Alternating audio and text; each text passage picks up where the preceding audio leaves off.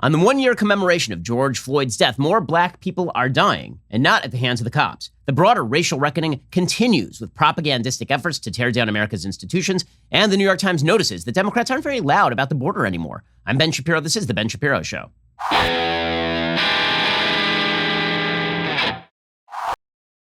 This show is sponsored by ExpressVPN. Don't like big tech and the government spying on you? Visit expressvpn.com/Ben. We'll get to all the news in just one moment. First, let me remind you that in April alone, consumer prices increased by 4.2%. It's the highest bump since 2008. Higher fuel prices and higher food prices, construction costs, housing prices, like inflation is really hitting. It's hitting so much that a columnist for the New York Times trying to downplay the inflation is like, were the 1970s that bad? Yes, they were that bad. And one way that you can hedge against inflation and uncertainty is, of course, by investing in precious metals. So I'm going to tell you again, if you haven't yet reached out to Birch Gold to diversify part of your IRA or 401k into a precious metals IRA, today is a great day to do it. Text Ben to 474747. Get a free information kit on protecting your savings with gold. I buy my gold from Birch Gold. They have an A+ rating with the Better Business Bureau, countless 5-star reviews, over 10,000 happy customers. Talk to them, have them help you safeguard your investments. Again, gold has always been an asset that is not worth zero, and it has been your hedge against the government inflating the currency. Text Ben to 474747. When you make a purchase before June 30th, Birch Gold will send you a signed copy of my book, How to Destroy America in 3 Easy Steps, for free while supplies last. Again, text Ben to 474747. Protect your savings today. And once again, when you make a purchase before June 30th, you get a free copy of my last book, How to Destroy America in 3 Easy Steps, signed by Moa. Go check it out right now. Text Ben to 474747 to get started. Alrighty, so this week marks the 1-year commemoration of the death and now legally adjudicated murder of George Floyd. And the media are awash in self-referential glory. They keep talking about how wonderful they are, how they have made the world a better place through their attention on the racial reckoning. Now, there's only one problem. Nothing has gotten better in the last year on race. 0 things. In fact, Black Lives Matter has done an awful lot of harm to the black community, to the United States at large. Now, with regard to what's going on in the Middle East, international politics, the Black Lives Matter movement has been a terrible thing for the United States, not because of attention paid to police malfeasance and misconduct and brutality, all of that's fine, but because the broader Black Lives Matter agenda has very little to do with protecting black lives and a lot to do with the structures of the United States and the structures of the West and tearing those down. And the practical ramifications of tearing down those structures means more dead black people. That is just the way that reality works, unfortunately, in the real world. Okay, so the New York Times commemorates the 1-year anniversary of George Floyd's death with an article titled, On the Ashes of Tragedy, Mixed Emotions on Anniversary of George Floyd's Death. The crowds that gathered in Minneapolis and elsewhere reflected on what has changed and what has not in America since Mr. Floyd was murdered by a police officer. It was a day of reflection, of remembrance, a time to lay flowers and say prayers, to celebrate black culture with art and music and food, and to recall the life of a man whose death 1 year ago shook the country and forced it to confront its painful legacy of racism and police brutality. Now, what's amazing about that, of course, is that there was not a single iota of evidence that was ever brought to show that Derek Chauvin murdered George Floyd based on racial resentment. Not an iota. It was never even claimed in court, and yet it became the cause of this broader re-examination of just how terrible and racist America is. And when the New York Times says that they examined the life of George Floyd, well, they really didn't, because if you examine the life of George Floyd, it might lead you to some opposite conclusions about the value of policing. After all, George Floyd, before his tragic and untimely death, had committed a bevy of crimes for which he was correctly arrested. In Minneapolis on Tuesday, as people gathered to mark the anniversary of the police killing of George Floyd, there was space for it all. The trauma and the grief, says the New York Times, some celebration over a murder conviction of a police officer, and a measure of hope, too, that in death, Mr. Floyd, a black man, had nudged America toward more racial equality. Now, here's the thing. Nope. The reality is that more black people died this year as a result of the Black Lives Matter movement completely cudgeling the police into not doing their jobs. The Black Lives Matter movement, which has fought very hard against the systematic institutions of the United States, declaring them all racist at root, has made racial polarization in the country significantly worse. New poll out today from The Economist shows that only 11% of Americans believe that relations between minorities and police since George Floyd's death are better. 1 in 10. Fully 38% of Americans believe that relations between minorities and the police since Floyd's death are worse. Okay, so 4 times as many Americans believe that things got worse than got better with regard to relations between the cops and the black community in the United States. But the media are going to continue to celebrate this stuff, even though the ramifications of what Black Lives Matter did. I know we're supposed to just ignore the $2 billion in property damage and the skyrocketing murder rate in all of America's major cities. I know we're supposed to ignore all of that because we're supposed to pretend that if you yell at the cops enough, then magically all inequality is erased. But that is not the way things work. In fact, you have exacerbated many of the underlying conditions that lead to less investment in high crime areas, in low income areas. You have exacerbated many of the conditions that lead to bad relationships between the police and local populations. Nonetheless, the media are just, they're cheering themselves because they spent the last year investing in the narrative that George Floyd's death was a referendum on what the United States means more broadly, and that George Floyd's death, because it was racist without actually being racist, that is America as a whole. Even as all eyes were on Minneapolis, says the New York Times, where the governor issued a proclamation for a moment of silence lasting 9 minutes and 29 seconds, the amount of time a white officer's knee remained on Mr. Floyd's neck, people gathered in remembrance all across the country to honor not just the life of Mr. Floyd, but to reflect on what has changed and what has not in America. Again, this was not honoring the life of Floyd. I mean, it was really honoring the death of Floyd, to be fair. In his commemoration of his death, not anything that he did during his life. And that is an important distinction, because if you believe that Floyd's death was a transformative moment, that's because you believe that the real problem in America is the cops writ broadly. Right? Again, not a shred of evidence was provided for the idea that Derek Chauvin, the cop in the George Floyd murder, was actually a racist or did this out of racial animus. Nonetheless, the New York Times says demonstrators marched in downtown Los Angeles. Philadelphia officials planned a citywide prayer vigil. Protesters in Chicago gathered to call for police reform, and Mr. Floyd's daughter, Gianna, was invited to appear at an Atlanta rally titled "My Daddy Changed the World." All this was happening as members of the Floyd family met privately with President Biden and Vice President Kamala Harris at the White House. Afterward, the White House issued a statement in which Biden said that while it has been a year since Mr. Floyd's death, the first year can still feel like they got the news a few seconds ago. Okay, so number one, important to note that when the governor of Minneapolis, or Minnesota rather, is calling for a moment of silence lasting for 9 minutes and 29 seconds, I've noticed 0 moments of silence for the vast bevy of black people who have been murdered over the last year, not by cops. I've noticed that. And that, by the way, is statistically significantly more indicative of how many black people are being murdered in the United States than the Derek Chauvin case, which is a statistical anomaly. It is an act of brutality and also a statistical anomaly. Okay, but the media, again, they have to push forward this myth that the Black Lives Matter movement has been good for America, that there's been this quote-unquote racial reckoning. And you see that word everywhere, a reckoning. Reckoning for whom? For whom? Like, what is the reckoning designed to do? BLM knows what it's designed to do, tear down the institutions. But the media just keeps saying racial reckoning, and what they mean by this is the entire left-wing agenda must be adopted wholesale because we have used George Floyd's death as a lever to pry open all of those institutions and then gut them. The word reckoning suggests that somebody has to be reckoned with. What has to be reckoned with? If we're saying that American history has to be looked at and that we have to see the impact of American history on the present, I agree, we should always do that. But then you have to look at inequality today. How much of that is caused by history and how much of that is caused by personal decision-making? If you're really going to fix people's problems, you can talk about history as much as you want. But if you're talking about problems like the crime rate in black communities or the murder rate in black communities, and you say, well, that's the legacy of slavery or Jim Crow, even if you grant that premise, which is dubious, even if you grant that premise, you'd have to say the only way to stop that is for people to stop killing people. Talking about slavery and Jim Crow doesn't stop people from killing each other. The same thing is true of the single motherhood rate in the black community. If you actually want to solve the problem and create greater equality of outcome, you need people to take different actions.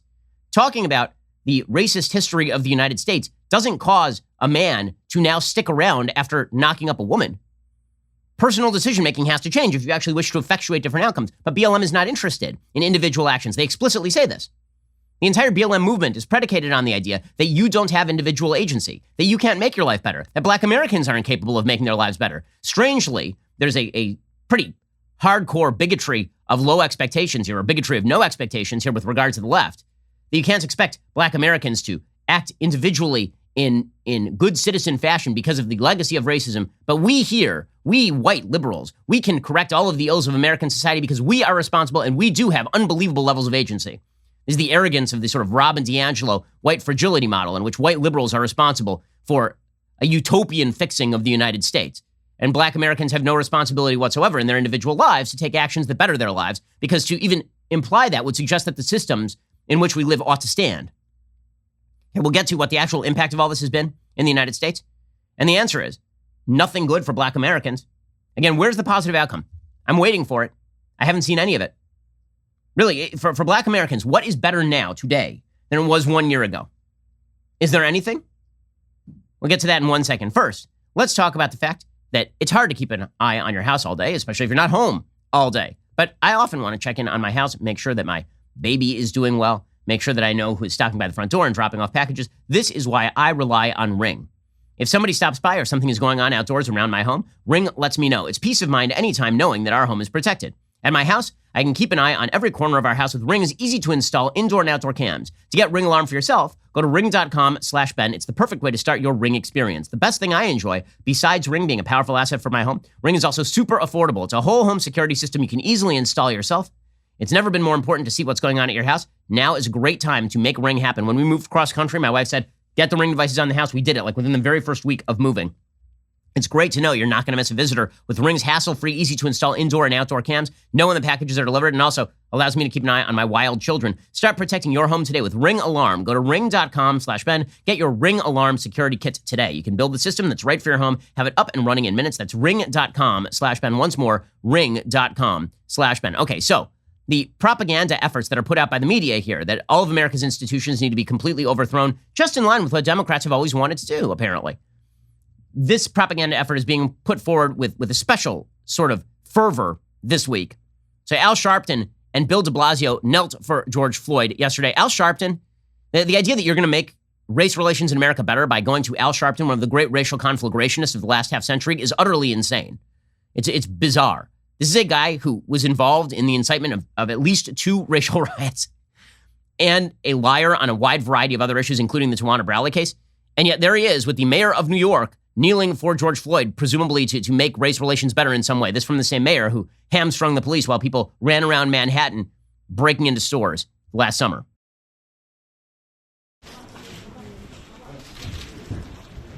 George Floyd's murder energized and ignited a movement all over the globe. We want to see the George Floyd Justice in Policing Act passed by the Congress. When we saw a movement like this in the 60s, it led to the Civil Rights Act of 64. Okay, so this is what they're looking for. What they're looking for is a complete overthrow of certain legislative areas of American life. So important to note that the 1964 Civil Rights Act, which did a lot of very good things, also completely shifted the relationship between the government and the individual. For example, it completely did away with freedom of association. It actually extended into the private sphere in some pretty negative ways with long-term externalities. Christopher Caldwell discusses this in his book, The Age of Entitlement.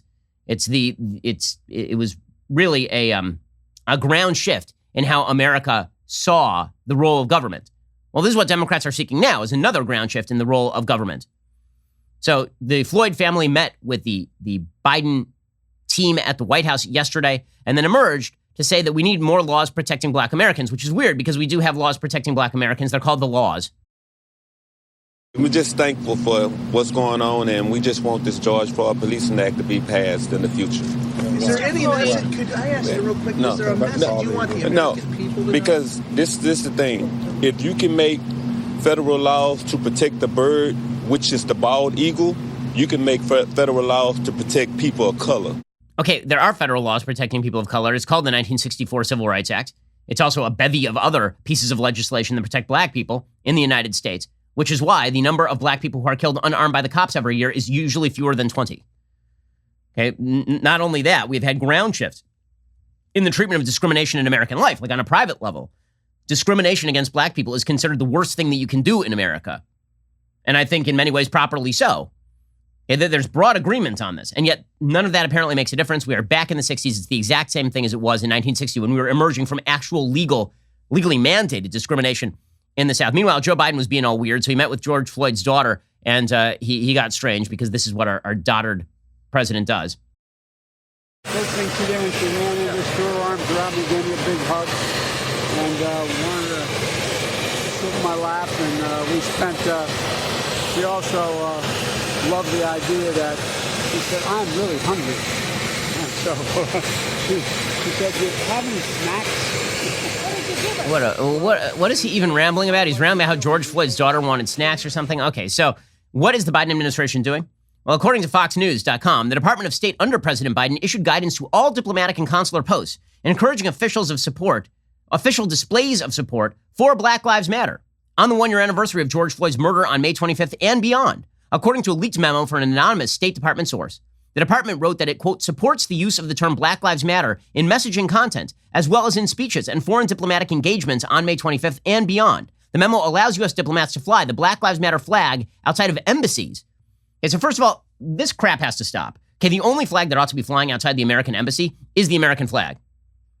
Okay, that is the only flag that we all agree on in the United States. The Black Lives Matter flag, which is a very it is a very polarizing flag, not because, again, Black lives don't matter. The term Black Lives Matter is a semantically overloaded term, as I've explained many times before. Of course, Black Lives Matter on a pure level. Black Lives Matter, the same as every other life in the United States matter. It's black, white, or green. We all agree with that. But Black Lives Matter is semantically overloaded because, of course, what people really mean when they say Black Lives Matter is that black people are specifically targeted in the United States by the authorities. That is not true. And then there is the argument that all inequality is the result of discrimination, which is similarly untrue. So when you fly the Black Lives Matter flag, what you're really doing is imbibing that message and then saying that that is the message of America, which of course it is not. In fact, it runs directly counter to the messages of the Constitution of the United States and the Declaration of Independence. We've seen the use of flags that are not the American flag at embassies, and I object to all of them. We should not be flying gay pride flags or transgender pride flags or BLM flags or Christian flags outside the American embassy. We have a flag. It's called the American flag. That's the only one that should be flying outside of American embassies. In any case, the memo acts as an authorization for agency higher-ups to display the BLM flag on the external-facing flagpole to any chiefs of mission who determine such a display is appropriate in light of local conditions. Antony Blinken has also previously authorized embassies to fly the LGBTQ pride flag from May 17th through the end of June in recognition of Pride Month celebrations. Again, the overt politicization of what should be apolitical things in American life, like the American flag, is pretty incredible. Okay, so what has been the actual impact of BLM?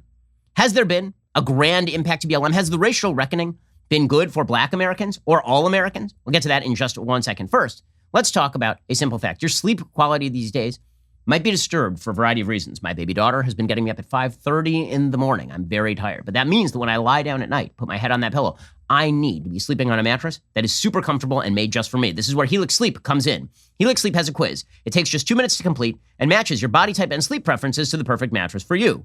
Why would you buy a mattress made for someone else? With Helix, you're getting a mattress that you know will be perfect for the way you sleep.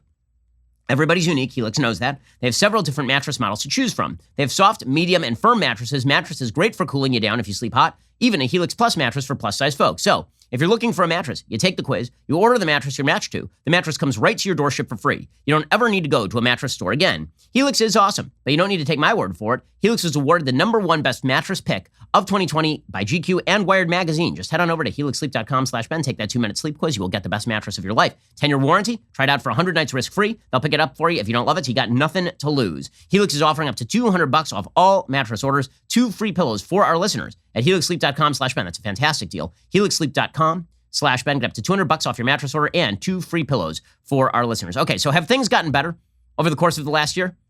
The answer, of course, is no. They've gotten significantly worse. At the end of 2020, Chicago police reported more than 750 murders, a jump of more than 50%. By mid-December, LA saw a 30% increase over the previous year with 322 homicides. There were 437 homicides in New York City by December 20th, nearly 40% more than the previous year.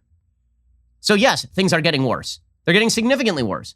I mean, just back in late March, the New York Times ran a piece. And remember, today, the New York Times runs a piece about the wonderful events that are taking place all across America to commemorate the death of George Floyd and America's racial reckoning and all of this. Well, you know what's happening at George Floyd Square? People getting shot at George Floyd Square. Like literally yesterday. Literally yesterday. Okay, here is tape of an AP reporter reporting from outside the George Memorial at this square in Minneapolis where George Floyd died. And gunfire breaks out. Yesterday. So how about that racial reckoning, gang? Is this making lives better for anybody? Here we go. This bill of comprehensive police reform to be... just got to be careful here with some gunshots. Excuse us. Oh, excuse us, sorry. So just some gunfire breaking out here at George Floyd Memorial and in the George Floyd Square. I mean, no biggie. And of course the answer is it is no biggie because this happens like every weekend at the George Floyd Square.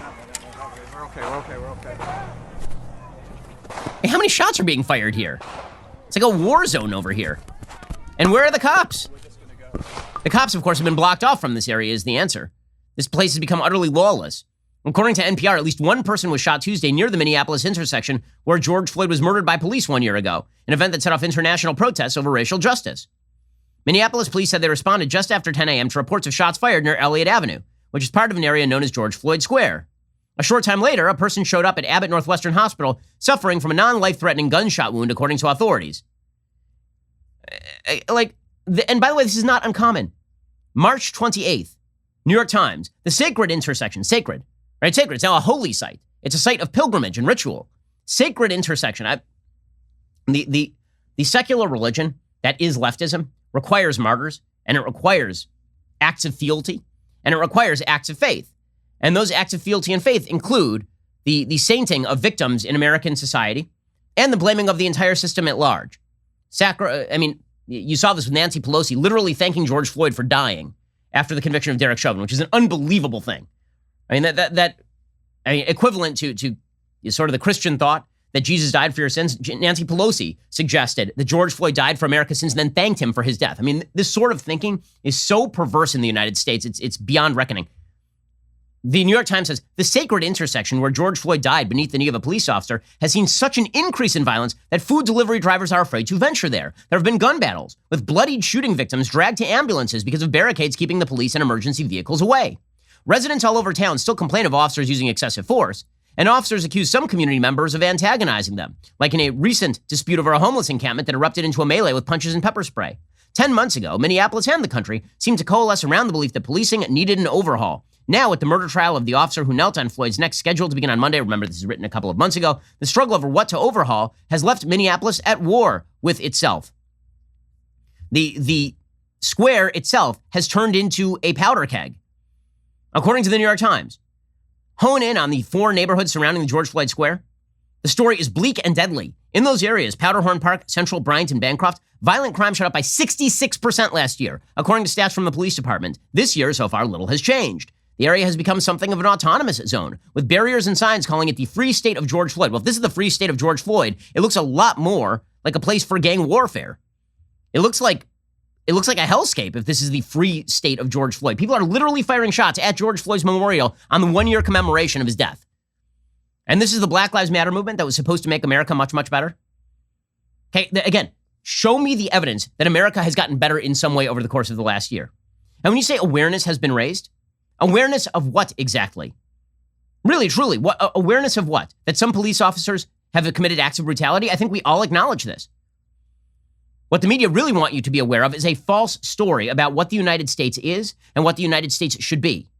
When they say that America has gotten better, they don't mean that conditions on the ground have gotten better for anybody. They don't care that conditions have gotten significantly worse for Black Americans on the ground in America's major cities in the highest crime areas. They don't care about that. What they mean when they say that America has gotten better is they mean it is easier for them to foment an agenda that tears down America's institutions. They mean that they believe that they have made political headway in tearing away the systems of the United States and constitutional systems and baseline individual liberties, things like due process and equality of rights before law.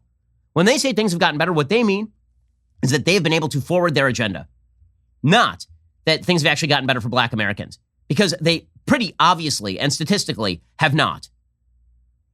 Okay, in just 1 second, we're going to get to exactly what I mean. And again, they're using this to foment exactly right. It's the anniversary of George Floyd's death, and therefore you can't do anything the left doesn't want you to do today, right? It's a magic day. Perfect example. Piece by Dana Milbank in the Washington Post. Republicans spent the anniversary of George Floyd's murder trying to vote down a Black woman.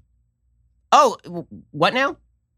So the idea here is that because George Floyd was murdered by a police officer, we are not allowed to vote against any Black person for a government office, no matter how ridiculously unqualified, like Kristen Clark. I mean, this is insane. Here's Dana Milbank from the Washington Post. Republicans chose a special way of observing the anniversary of George Floyd's murder. They tried to vote down a highly qualified Black woman who has been nominated to run the Justice Department's Civil Rights Division. From I can't breathe to I won't confirm. So he is now equating the death of George Floyd to a government nominee by the Biden administration who not only is utterly unqualified, but is a garbage nominee being voted against by Republicans. These are the same thing. If you vote against a Black person for a high position of power in the United States government because her qualifications are crap, then according to Dana Milbank, this is the equivalent of you kneeling on the neck of a Black person until they die. According to the Washington Post, President Biden had set a deadline of Tuesday for Congress to enact legislation to counter police brutality. But while the House passed the George Floyd Justice and Policing Act almost 3 months ago, Republican objections have bottled up negotiations in the Senate. Senate Majority Leader Chuck Schumer's office said the timing of Tuesday's vote was a coincidence. Still, Democrats were happy to point out the convergence. It wasn't a coincidence, I'm sure. The Floyd murder by a Minneapolis police officer set off a fight for justice, Schumer said on the Senate floor. And here in the Senate, we will continue that fight when we vote to confirm the first black woman ever to lead the Justice Department's Civil Rights Division. Senator Dick Durbin of Illinois, Majority Whip, also cited the Floyd anniversary in urging his colleagues to consider the historic importance of this moment. Again, this is now a club. It's a political club. It's not about making life better for black people. It's a political club for Democrats, period. Which is why Democrats went so soft on the BLM rioters. Because these were just people, of course, who were overzealous and simply too committed and maybe a little too enraged, but they had the right idea, and that idea was to create running room for Democrats to push whatever agenda items they wish to pursue. But according to Dana Milbank, it's just racism. Republicans considered, and then all but one, Susan Collins of Maine, voted not even to allow Clark a confirmation vote, and when that failed, voted by an identical tally against confirming Clark. Not a single Republican spoke against Clark on the floor Tuesday, not even when Durbin yielded them for a final summation. Okay, so what exactly are Kristen Clark's qualifications? David Harsanyi has written about this repeatedly for National Review. Let me explain why Kristen Clark did not deserve a vote. This is David Harsanyi. Kristen Clark, Joe Biden's nominee for Assistant Attorney General of the United States, once promoted racist pseudoscientific quackery, arguing that the human brain was structured in a way that makes black people superior to white people, and that human mental processes in the brain have chemicals that imbue one race with superior physical and mental abilities and spiritual abilities. Rather than owning up to a youthful relationship with radicalism, Clark, who made these comments in the Harvard Crimson as a 19-year-old, claims her racist diatribe was merely a parody, mocking the controversial book The Bell Curve. What I was seeking to do was hold up a mirror, she says. Purely by chance, Clark also happened to invite a Holocaust-denying fraud named Anthony Martin, then a professor at Wellesley College, whose primary assigned textbook was called The Secret Relationship Between Blacks and Jews, which blamed Jews for the slave trade, and who wrote The Jewish Onslaught, published by Louis Farrakhan. She invited that guy to speak at Harvard. At the same time Clark was writing about black supremacy, she was calling Martin an intelligent, well-versed black intellectual who bases his information on indisputable fact. Then last year, she wrote a piece for Newsweek titled, I Prosecuted Police Killings, Defund the Police, but Be Strategic. Again, not only that, she suggested that Jussie Smollett, when the police asked for Jussie Smollett's phone and asked for evidence, that they were being racist. Okay, this person is not qualified to lead the Civil Rights Division of the DOJ. But according to the media, remember, because of the racial reckoning, to vote against her would be an act of racism. And this is really why people on the left think that the world's gotten better over the course of the last year, when by all available evidence for black Americans, it has not. The answer is because they think that the agenda that they are pushing is going to be fomented by the Black Lives Matter movement, even if it means that more black people are going to die in cities, and even if it means that education gets worse, and even if it means that racial polarization gets worse. None of that matters to them. It's all about the agenda. That's all that matters to them. Which is why they've been using this quote-unquote racial reckoning to push forward things like the 1619 Project. It's why they've been using this quote-unquote racial reckoning to push forward critical race theory in schools. And the media are fully invested in this. The reason the media are in full celebration mode 1 year after George Floyd's death, when things have gotten markedly worse for black Americans living in high-crime areas, is because they believe that they have found the lever for change. So Politico, for example, listen to the way that the media skews stories. Politico has a report today about Oklahoma passing a bill that bans critical race theory teaching in schools. Okay, here's how they headline this. Anti-racism teaching ban divides Oklahoma ahead of Tulsa massacre centennial. And so if you just read that headline, what you would assume is a bunch of racists in Oklahoma want to make sure that no one ever learns about racism in Oklahoma right about the same time as the 100-year anniversary of the Tulsa, Oklahoma massacre.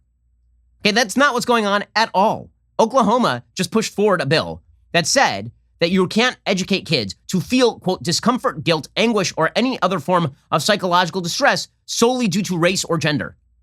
That doesn't mean you can't teach American history. It means you're not allowed to say that kids are beneficiaries of white supremacy and therefore should feel guilty about their own race. Because that's what critical race theory effectively argues, is that all white people, no matter who you are beneficiaries of evil systems in the United States and therefore ought to feel guilty about their race. It is a hallmark of critical race theory, which of course argues that racism is not abnormal. It's not an abnormality. It is natural. It is ingrained in white populations, and that every white person is a secret, both psychological and material beneficiary of white privilege. But according to Politico, it's very bad to say this. Democratic State Senator Kevin Matthews said, quote, "The biggest problem is we would pass legislation that says we wouldn't be able to teach diversity, equity, and inclusion in schools." It generally says something like that. No, that's not what it says. What it says is that you are not allowed to teach racial discrimination on the basis of race. As educators have sought to explore U.S. history with lessons increasingly informed by slavery, Dred Scott, and Jim Crow, particularly after George Floyd's killing by police last year, there's the obligatory Politico reference, conservatives have moved to block political interpretations of critical race theory from classrooms. Many Republicans across the country and in Washington have blasted it as racist liberal indoctrination. Well, that's because that is what it is. And nonetheless, Politico says the reason they're doing this is because of the Tulsa race massacre. Of course, that's not true. It takes a long time for these legislative proposals to finally reach the light of day. But the goal here is that if you can link this to George Floyd, which everybody agrees is bad, then that means that you're racist to oppose what Democrats want to do.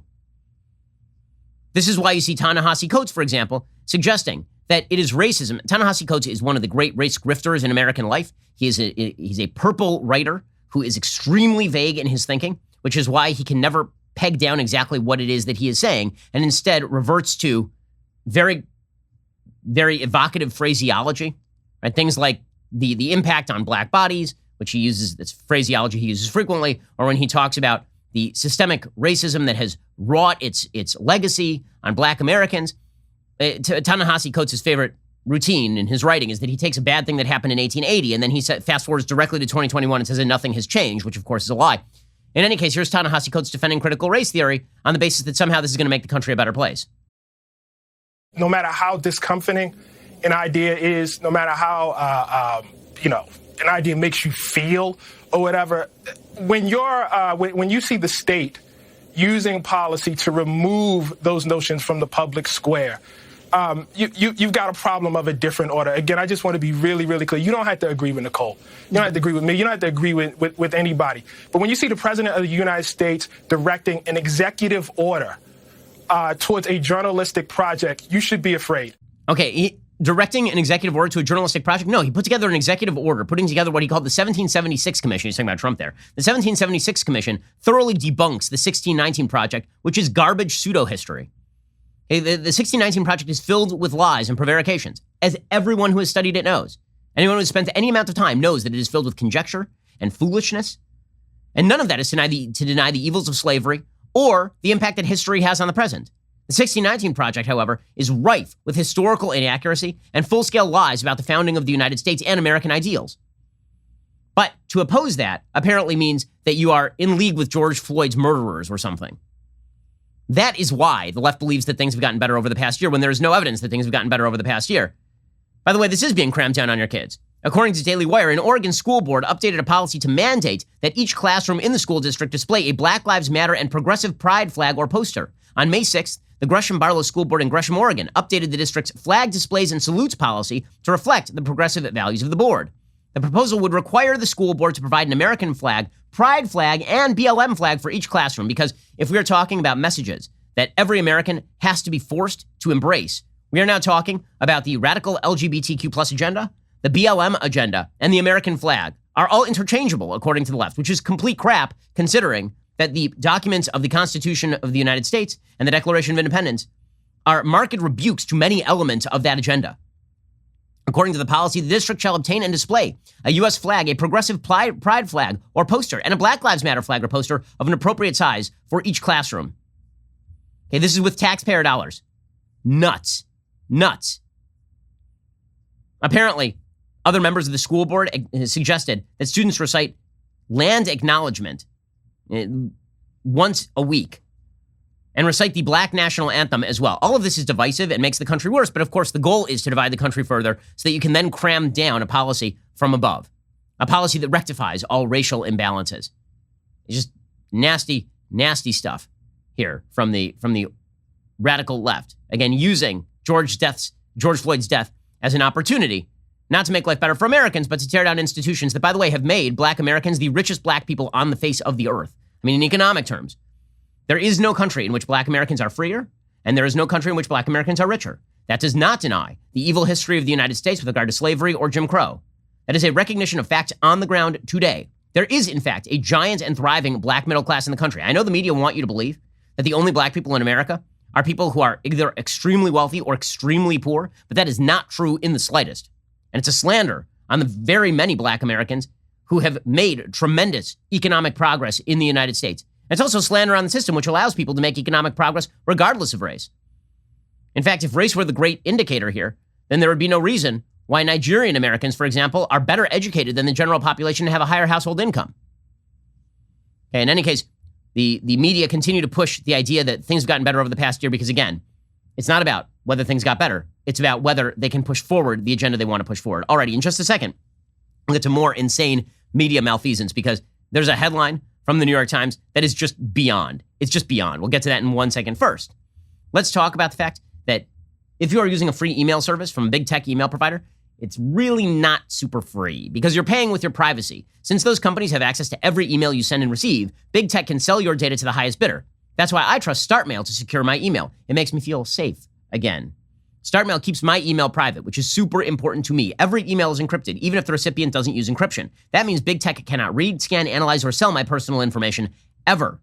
Not even Big Brother can snoop around your email. StartMail also prevents government agencies from spying on you. Like in giant dragnet operations, with StartMail, deleted means deleted.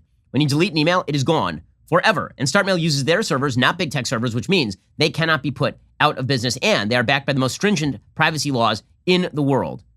So, I mean, this is a great way of protecting your personal privacy. Again, a lot of people are using Gmail because it's free and because it's convenient. Yeah, but the reason it's free is because they're monetizing your data. And again, you don't want those people having your data. I mean, you're putting your most private stuff in your emails. I don't trust big tech. You shouldn't either. Start securing your email privacy with StartMail today. Sign up today. You'll get 50% off your first year. Go to startmail.com/Ben. That's StartMail with a T, START mail.com/Ben for 50% off your very first year. It is super easy to get started. The email works beautifully. Startmail.com/Ben. Go check them out right now. Startmail.com/Ben. Alrighty, we're going to get to more in just 1 second. First, after a year of lockdown, prices across the country are rising in tandem with leftist insanity. You're probably ready to hear some voices of reason make sense of it. So, tonight, throw out that mask and join me, Jeremy Boring, Michael Knowles, Matt Walsh, and Andrew Klavan for another cigar and sanity-packed episode of Backstage. It streams tonight at 7 o'clock p.m. Eastern, 6 p.m. Central on dailywire.com and on our YouTube channel, Daily Wire. Also, if you've ever imagined touring the Daily Wire headquarters, sitting front row at a live Candace show, hanging out with Candace Owens herself, today could be your lucky day. When you sign up as a Daily Wire member with code VIP, you'll get 20% off your new membership, and you'll be automatically entered for a chance to win a trip to Daily Wire Studios to see Candace live. I get this question all the time. People are emailing me, how do I go see Candace live? Here's how. Not only will you be meeting Candace, you'll get an inside look at her studio, our office, front row seats to watch her take down leftists live, and in action on her talk show, Candace. So, this is really happening. Don't sleep on it. Go enter to win a Candace VIP pass right now at dailywire.com/subscribe using code VIP for 20% off. Again, that is dailywire.com/subscribe using code VIP for 20% off. You're listening to the largest, fastest growing conservative podcast and radio show in the nation.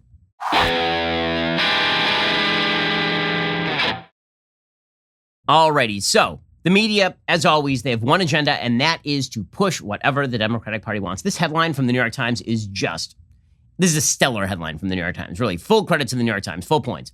Here's the headline. Democrats, once outraged, take a quieter approach to migrant children. Yeah, that's a real headline from the New York Times. So you may have been wondering, you, American citizen, why it was that AOC was going down to the border and putting on a spontaneous white outfit and standing spontaneously in front of a chain link fence, spontaneously in front of a giant empty plaza, spontaneously in front of a child holding facility, and why a photographer was spontaneously there taking spontaneous pictures of AOC spontaneously crying spontaneously while looking spontaneously into camera. You may have been wondering why she was doing that, but she's got nothing to say. Like, she's not down at the border right now, and there's a multiple of the number of children being held in detention facilities by the Biden administration amidst a COVID pandemic that is still hitting all the people who are migrating over the border. You may have wondered, well, the New York Times has her answer. They're just taking a quieter approach, you see. They're still mad, but they're quieter about it. They're just quieter. Now, why are they quieter? No, who knows? Who knows? Could be maybe they got laryngitis. You never know. Maybe it's just that their hands were paralyzed. They couldn't type or something. But you just don't know. But they're quieter. According to Eileen Sullivan at the New York Times, House Democrats, who led an angry charge against the Trump administration's treatment of migrant children, have taken a much quieter tack since concerns began emerging about conditions at some of the emergency shelters set up by the Biden administration to deal with minors at the southern border. Where once only Twitter assaults and dressings down at House hearings would suffice, Democratic lawmakers are voicing worries privately to administration officials and the small staff at DHHS, which oversees the care. If problems persist, the lawmakers say they call again. Democrats say the contrast is for good reason. Former President Donald J. Trump's immigration policies were deliberately cruel, devised as a deterrent to would-be migrants, while the Biden administration is trying hard to deal with a bad hand. Oh, is that why? Oh, it's because you like the people in the White House. I mean, we can boil that one down, right? I mean, that's what they mean. We like the people in the White House, therefore they're good people. We don't have to yell at them. We just address it. We do a little back massage, and maybe we try and give Joe a can of Ensure, and maybe he'll do what we want. By the way, number of migrant children has not decreased since Joe Biden took office. That was in January. It is now nearly the end of May. According to Joaquin Castro, Democrat of Texas, the difference is you have an administration who wants to solve a lot of these challenges, and their heart is in a much better, their heart, it's in a better place. It's like in a jar on the shelf. Their heart, it's in a better place. Representative Veronica Escobar, Democrat of Texas, said she has so far been impressed with the administration officials working on the issue. They have a solid vision and a heart of gold. They're whores with a heart of gold, and they seem to want to do the right thing, which is different from what I experienced during the Trump administration, said Escobar. During the Trump administration, it was all excuses or, sorry, this is the way it is. I see. I see what's happening here. So now they just went quiet, but you know what? They went quiet for a reason. It's because Democrats have a heart of gold. By the way, what is the Biden administration actually doing? They're incentivizing massive illegal immigration across the border. Today, Washington Post. At the detention centers and county jails that the Trump administration once filled with immigrants facing deportations, thousands of beds are now empty. The immigration and customs enforcement officers that President Donald Trump lavished with praise have far less to do on the streets of the U.S. these days. Under the new Biden administration rules curtailing immigration enforcement, ICE carried out fewer than 3,000 deportations last month, the lowest levels on record. The agency's 6,000 officers currently average one arrest every 2 months. ICE, under President Biden, is an agency on probation. The new administration has rejected calls from some Democrats to eliminate the agency, but Biden has placed ICE deportation officers on a leash so tight, some say their work is being functionally abolished. Immigration advocacy groups and lawyers who wield significant influence in the Biden White House are pushing to eliminate more detention facilities and reduce deportations even further, despite a 20-year high in illegal border crossings. So you know why Democrats aren't worried about all these children being held in migrant facilities? Because they're very much in favor of the open border policy being pursued by the Biden administration. Once the Biden administration says to ICE, you cannot deport people who are crossing the border illegally, they're de facto issuing a come on in announcement. Free cupcakes. Cross the border. And then we're all supposed to be surprised when children swamp the border? Why should we be surprised about that? You have fully incentivized this. Just like defund the police causes crime, we will not deport anyone causes illegal immigration. Democrats know this, and they don't care. They're happy about it. That's why they're quote-unquote quieter, because they like the broader agenda. They don't care that kids are being held in inhumane conditions on the border, because the broader agenda, which is to get more illegal immigrants into the country, is something that Democrats support. As always, real-time suffering means nothing to Democrats. It's the long-term utopian vision that means everything to Democrats. The Biden administration is preparing to release its first Department of Homeland Security budget request this week. Immigrant advocates want deep cuts to ICE. Deep cuts to ICE in the middle of a vast upswell in illegal immigration. Cut the agency responsible for deportations.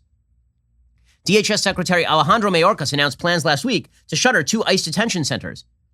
But he says he wants to reorient ICE, not shrink it. He said, I really am focused on it becoming a premier national security and law enforcement agency. I really want to elevate all of the other work ICE does, and also ensure that its civil immigration work is well focused in the service of the national security and public safety mission. So what exactly does that mean? Under Biden's new rules, deportation officers must seek written authorization from senior level supervisors to arrest anyone who is not a recent border crosser, a national security threat, or an aggravated felon. Okay, so if you've committed a misdemeanor, you're fine. If you commit a felony, but you're not considered an aggravated felon, you're still fine, so long as you came here a little while ago. Before placing a detainer on an immigrant in a jail or a prison, so these are people who have already been arrested, essentially asking another law enforcement agency to hold that person until ICE can assume custody, officers must also seek approval from one of the agency's most senior regional directors. So it used to be that automatically, if somebody was arrested and they were an illegal immigrant, ICE would put an automatic detainer request in with local law enforcement to say we can deport these people as opposed to keeping them in American jails. Now, Biden wants you to have to go to your supervisor to allow this, which effectively means a lot of people who are felons, people who have committed crimes in the United States, will not be deported. ICE officials, frustrated with the changes, describe a workplace environment where officers spend time doing paperwork, idling or working out. more fearful of facing reprimand for making an arrest than not making one. So basically, they're doing to ICE what they have done to the cops, and the predictable result is more crime. This is not a shock in any way, shape, or form, but don't worry, things are getting better, guys. According to the New York Times, Democrats are quiet because everybody in the administration has a heart of gold. So much golden-heartedness going on. By the way, a little bit of disparate treatment of crime. You notice there's a big story out right now about how a grand jury has convened in New York with regard to President Trump, and how Letitia James, the Attorney General of the state of New York, came into office pledging to go after Trump. She didn't say what crime he'd committed, but she was pledged to go after him, basically admitting that there was a political prosecution from the very beginning. The media are over the moon about law enforcement with regard to Trump, when we don't even know what crimes he supposedly has committed here. But when it comes to actual people committing actual crimes, the answer is defund the police, make sure that Kristen Clark, who's a radical with regard to the cops, is in charge of investigating the police and ensuring civil rights at the DOJ, and defund ICE. Remember that time when this was supposed to be a moderate administration? Yeah, I don't either. Because it was never going to be a moderate administration. That was always a lie that people were just telling you. End of story. It was all about that.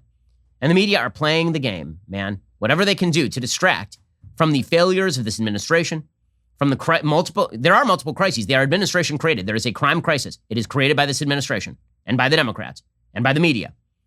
There is a racial polarization crisis in the country fomented by the media. There's an illegal immigration crisis fomented by the media, fomented by this administration. But you know, it is the one-year anniversary of George Floyd, so I guess we're not supposed to talk about any of that. All right, meanwhile, when we speak of media misdirection, got to talk a little bit about Marjorie Taylor Greene. So, Marjorie Taylor Greene made a couple of statements over the past 48 hours. So, one of them was a statement on Twitter, and the other one of them was a statement that she made on David Brody's show on Real America's Voice. I commented yesterday on the radio show about the Real America's Voice statement. Her tweet on Twitter was basically just doubling down on those particular comments. Okay, so here was Marjorie Taylor Greene on David Brody's show yesterday, making a Holocaust comparison and reference with regard to masking that makes no sense and is kind of insane.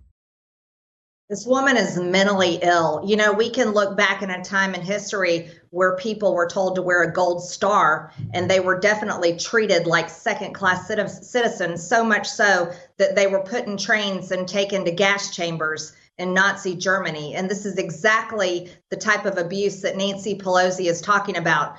Okay, no, that's not precisely the kind of stuff that Nancy Pelosi is talking about, as I noted yesterday. And then, of course, she doubled down on this on Twitter because everybody doubles down on everything on Twitter. This is the new strategy on Twitter, right? She suggested on Twitter that basically the same thing, that that vaccine passports are equivalent to the gold star. It's a yellow star, but she called it the gold star, and that this is like what Nazis did, right? And so I talked about this on Twitter. I said this is a bad idea, right? That this is crazy. Well, what she's saying right here. And naturally, the Republican Party came out and they said this is crazy talk, right? I mean, comparing mask mandates to the Holocaust, or suggesting that Nancy Pelosi's House policy on masking on the floor is equivalent to sending Jews on trains to gas chambers, or it's leading to sending Jews on trains to gas chambers in any way.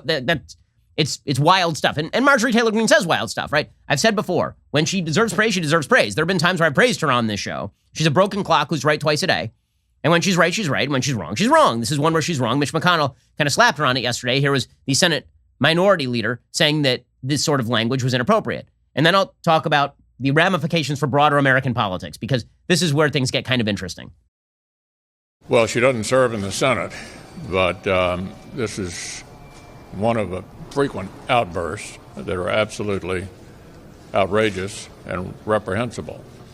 But any punishment, I assume, would have to be administered by the House. Okay, so first of all, the voters can administer whatever punishment to Marjorie Taylor Greene they wish to do. She's an elected official. They can do that if they want. Second of all, if we're talking about Holocaust comparisons that are bad, these, of course, are not restricted to Marjorie Taylor Greene. Democrats called Trump Hitler for 4 years. The number of Holocaust references being put forward by Democrats in the last 4 years, there's a plethora of them. I've condemned a lot of them. I've talked about a lot of them. Okay, and then beyond that, put aside the Holocaust references, Democrats, including the President of the United States, suggested, for example, that Georgia voting law was Jim Crow, which is, again, an overt historical lie that demeans Jim Crow and presents Jim Crow as something that apparently is not that serious. If it's just like the Georgia voting law, it's ridiculous, right? It downplays Jim Crow. So these sorts of bad historical comparisons happen all the time from members of Congress, and they suck. They're bad. But let's be real about this. The reason that the media are paying outsized attention to Marjorie Taylor Greene's comments is because they don't want to talk about the overt anti-Semitism of the Democratic Party at this point. That is why they are doing this. Marjorie Taylor Greene's comments on masking and the Holocaust are going to get precisely 0 Jews beaten in the streets of New York. Ilhan Omar's comments and AOC's comments and Ayanna Pressley's comments and the comments of members of the media who are overtly pushing pro-Hamas talking points, that does get Jews beaten in the streets of New York. It does get Jews threatened on the streets of Miami. It does get a rabbi in my community threatened by a guy wearing a Hamas headband. Okay, so, but the media it's amazing to watch the media jump on the Marjorie Taylor Greene thing because she provided them the opening, right? She said this, and so they're like, we can condemn anti-Semitism. First of all, I'm not sure that her comment, this one, right, the Jew laser thing is anti-Semitic conspiracy theory. Bad Holocaust comparisons are absurd and deranged, but they are not de facto anti-Semitic, right? People make bad historical comparisons all the time. It happens routinely. But the reason the media are focusing on this is that they can say that they don't like anti-Semitism while completely letting the squad off scot-free. The squad has participated in blood libels here. They've suggested that Israel is targeting Palestinian children. That is a lie. It is an overt, disgusting lie. It is a blood libel against the Jewish state. They've suggested that because Israel has an imbalance in military power, Israel's citizens should be living under the threat of random rocket fire. They've suggested sympathy for a Hamas terror group that explicitly calls for the abolition of the state of Israel and running the Jews into the sea. Okay, this is what the Democrats have done. And the Democrats will not condemn the other Democrats for doing this.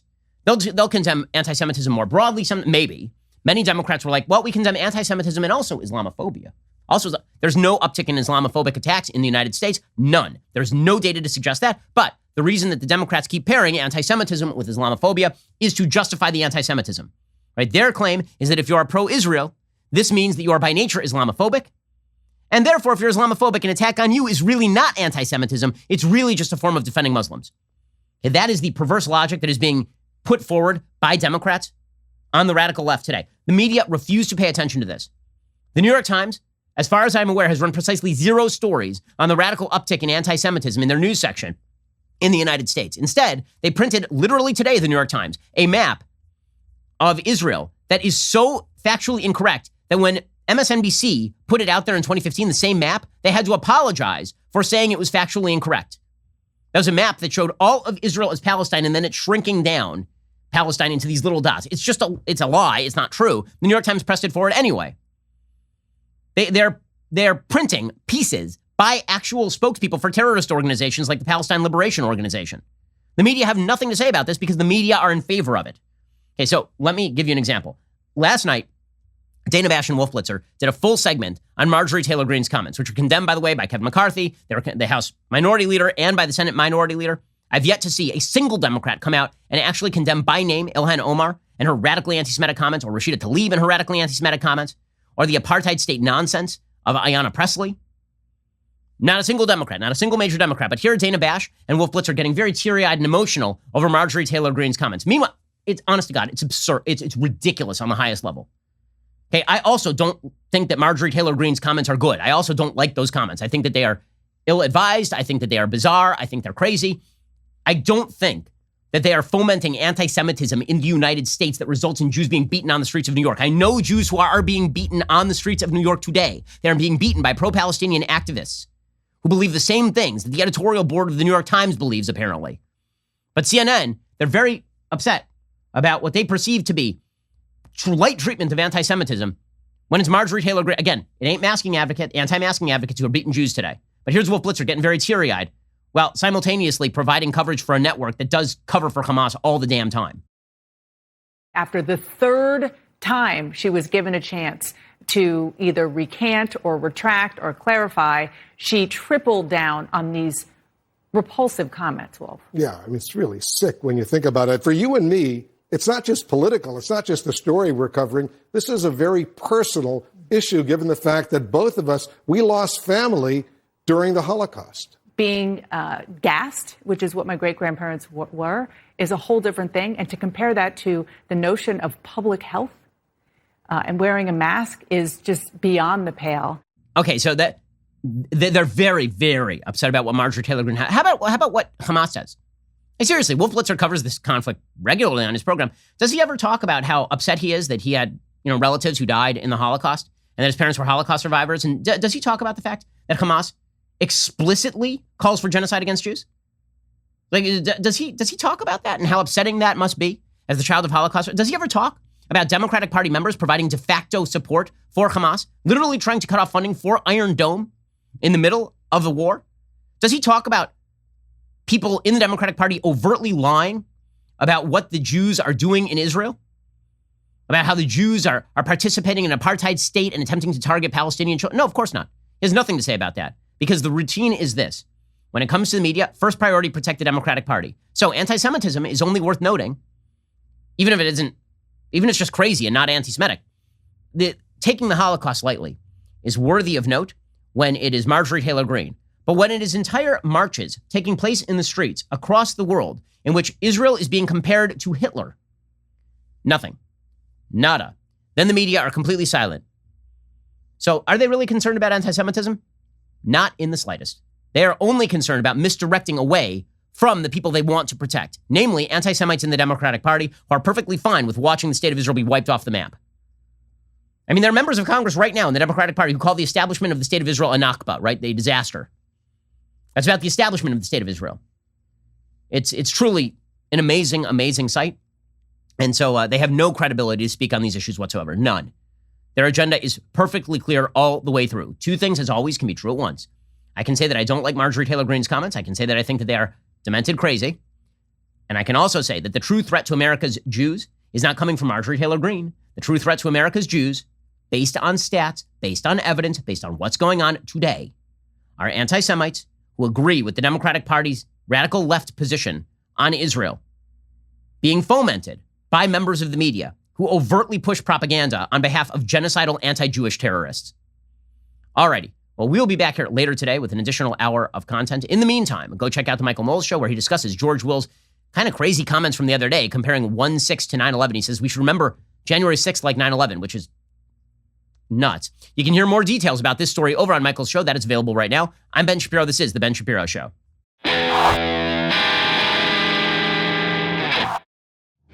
The Ben Shapiro Show is produced by Elliot Feld, executive producer Jeremy Boring.